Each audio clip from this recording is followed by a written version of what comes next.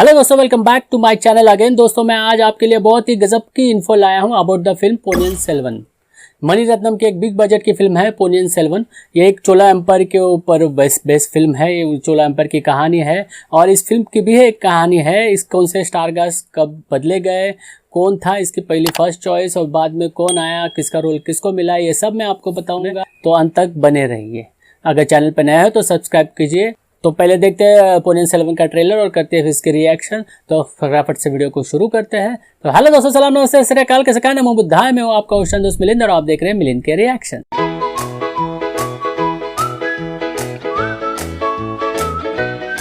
तो करते हैं वीडियो को शुरू।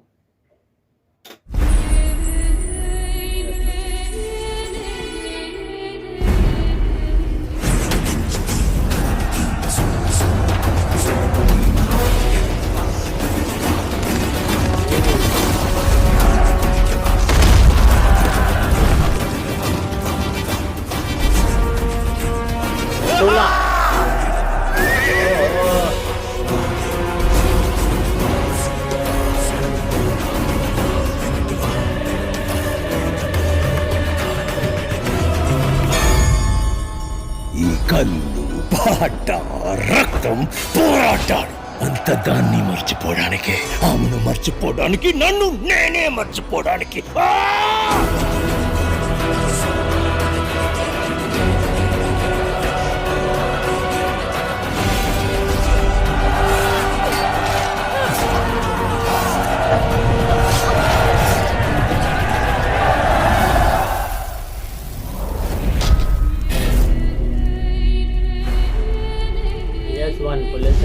पार्ट 1 है।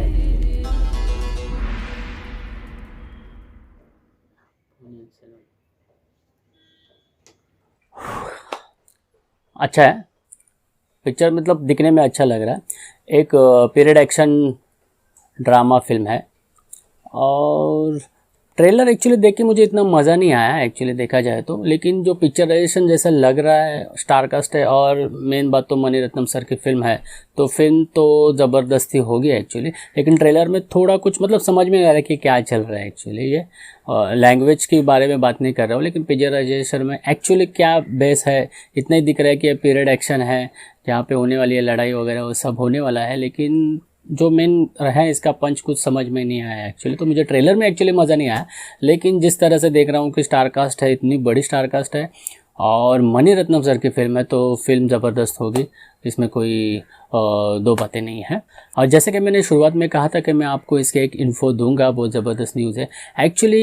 ये बात है कि ये फिल्म शुरू हुई थी 1994 में।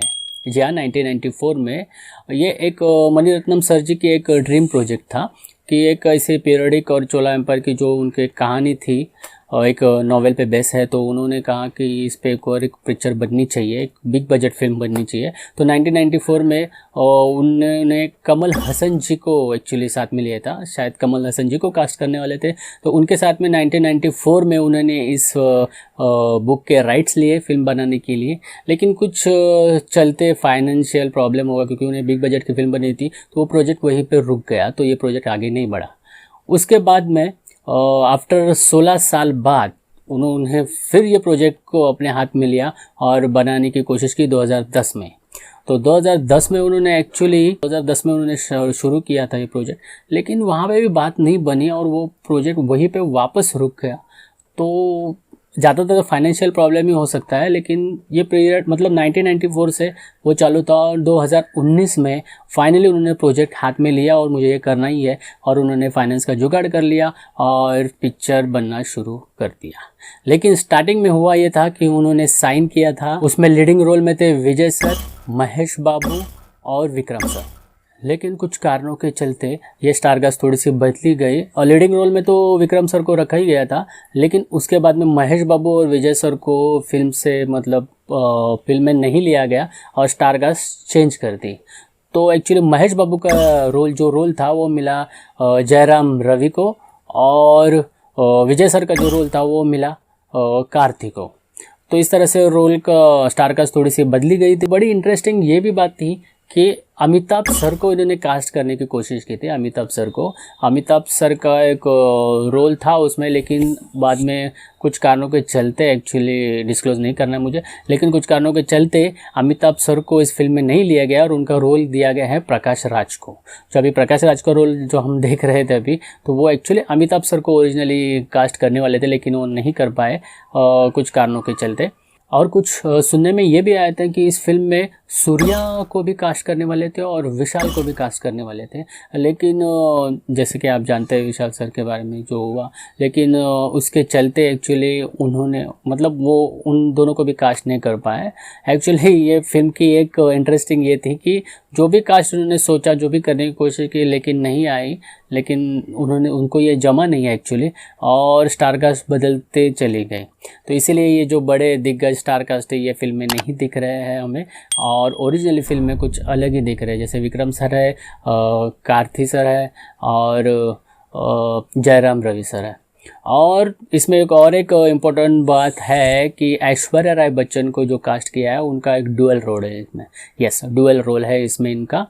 और ये तो सब थी अबाउट इस फिल्म बनने की कहानी, कौन से स्टार कास्ट है, कौन से नहीं है, किसी को कास्ट किया, किसको नहीं किया है, तो मैंने अब सब आपको बता दिया। लेकिन एक्चुअली फिल्म की क्या कहानी है, जो चोला एम्पायर की कहानी दिखाई गई है, फिल्म की एक्चुअली क्या कहानी है, ये हमें देखने को मिलेगी बाद में, थिएटर में फिल्म रिलीज़ होने के बाद में। और एक इम्पोर्टेंट बात करूँ, अगर आपको फिल्म देखनी है तो थिएटर में जाके ज़रूर देखिए, लेकिन अगर आप किस कारणों से थिएटर में नहीं जा पाए तो 2 महीने बाद आपको ये फिल्म अमेज़ॉन पर देखने को मिलेगी। यस, अमेज़ॉन ने 125 करोड़ में इस फिल्म के कॉपीराइट्स खरीद लिए हैं, लेकिन ये टेलीकास्ट होंगे आफ्टर 2 मंथ बाद। तो कोशिश कीजिए कि थिएटर में जाके देखिए, अगर नहीं भी देख पाए तो घर बैठे आराम से अमेज़ॉन से देख सकते हैं। तो ये थी कहानी अबाउट द फिल्म। आपको अगर ये इन्फॉर्मेशन अच्छी लगी हो तो इस वीडियो को लाइक करो, शेयर करो और कमेंट करो। और फिर कह रहा हूँ, चैनल पर नए हो तो सब्सक्राइब करो, इससे मुझे मोटिवेशन मिलता है। तो मिलते हैं इसी अगली वीडियो में, तब तक के लिए बाय बाय।